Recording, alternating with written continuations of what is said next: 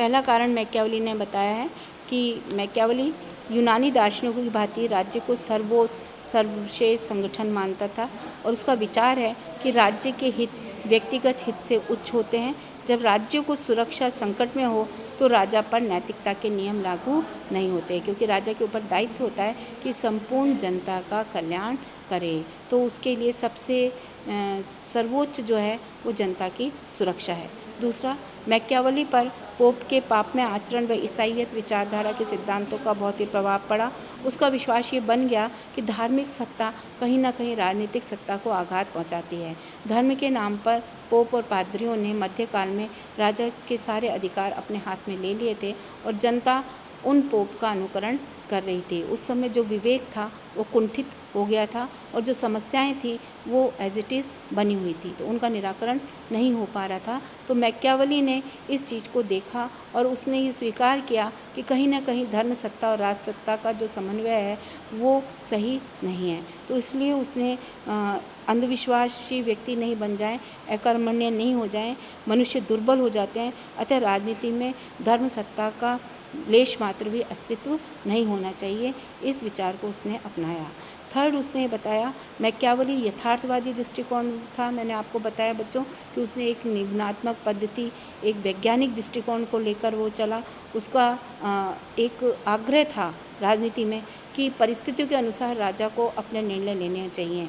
किसी भी धर्म या किसी भी परंपराओं या किसी भी नैतिकता के वशीभूत होकर उसको अपने निर्णय नहीं लेने चाहिए। जैसी परिस्थितियाँ उसके अनुसार ही वो राज्य का संचालन करेगा। तो मैकियावेली यथार्थवादी दृष्टिकोण लेके चला। उसके अनुसार शासक परिस्थितियों के अनुसार नैतिक और अनैतिक साधनों को अपनाते हैं, अतः राजनीति में नैतिकता का उपदेश देना सही नहीं है। फोर्थ है, मैकियावेली ने केंद्रीकृत शासन की बात करी है और जैसा कि मैंने आपको बताया कि उस समय इटली में बहुत ही स्थिति खराब थी, संघर्ष हो रहे थे, दुर्दशा हो गई थी। वहाँ पर कोई एक ऐसा शासन नहीं था जो कि संपूर्ण जनता को जोड़ सके। जनता आपस में लड़ रही थी, संघर्ष हो रहे थे। तो मैकियावेली ने उस समय केंद्रीकृत शासन की बात करी और एक निरंकुश राजतंत्र की स्थापना की बात करी। उसका ये मानना था कि शासक शक्तिशाली होना चाहिए। शक्ति अनैतिक उपाय से भी राजा प्राप्त कर सकता है, जरूरी नहीं है कि वो नैतिक उपाय से ही प्राप्त करें। अतः इस दृष्टिकोण से धार्मिक नैतिक प्रभाव से मुक्त राजनीति का जन्म हुआ। इसकी हम ये हो गए कि भाई कारण क्या थे कि मैकियावेली ने राजनीति को नैतिकता से पृथक्करण किया। अब इसकी आलोचनात्मक, मैकियावेली इटली की परिस्थितियों से इतना प्रभावित था कि उसने मानव को केवल बुराई को ही देखा है, उसमें अच्छाइयों को नहीं देखा। तो इसके आलोचक कहते हैं इतिहास इस बात का साक्षी है कि व्यक्ति में स्वार्थ और परार्थ दोनों की प्रवृत्ति होती है। तो इस तरीके से मानव प्रकृति का जो वर्णन है वो मैकियावेली ने एकाकी किया है। तो जो मानव प्रकृति का वर्णन सही नहीं है तो उसने राज्य संबंधी विचार की भी स्पष्टीकरण सही नहीं किया है। तो इसके आलोचक का ये कहना था कि इटली के मानव स्वभाव को इसने संपूर्ण यूरोप पर स्थापित करने की बात करी है।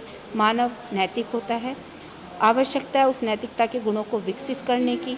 एक नैतिक राजा ही इस गुण को विकसित कर सकता है। जैसे कि अरस्तु ने कहा, प्लेटो ने कहा कि राजा का उद्देश्य है व्यक्ति में सद्गुणों की वृद्धि करे। तो जिस तरीके से प्लेटो ने पूर्ण रूप से दार्शनिक शासक की बात करी है, पर मैकियावेली का ये कहना है कि चूँकि जनता ही वहाँ पर निरंकुश है, जनता ही स्वार्थी है, तो वो ऐसे शासक का कहना नहीं मानेगी, इसलिए निरंकुश शासक की स्थापना हो। तो इस चीज़ को आलोचकों ने स्वीकार नहीं किया। उनका ये मानना था कि चाहे व्यक्ति कितने ही स्वार्थी हों, कि यदि राजा नैतिक है तो धीरे धीरे उनमें नैतिकता की स्थापना कर सकता है। तो समय की मांग के अनुसार, परिस्थितियों के अनुसार राजा को मैकियावेली ने शक्तिशाली बनाया है, जो कि आलोचकों की समझ में नहीं आता। तो बच्चों, ये हमारी आज की जो क्लास है वो यहीं ख़त्म होती है। नेक्स्ट क्लास में हम हॉब्स का अध्ययन करेंगे। हॉब्स भी संविदावादी विचारक रहा, तो किस तरीके से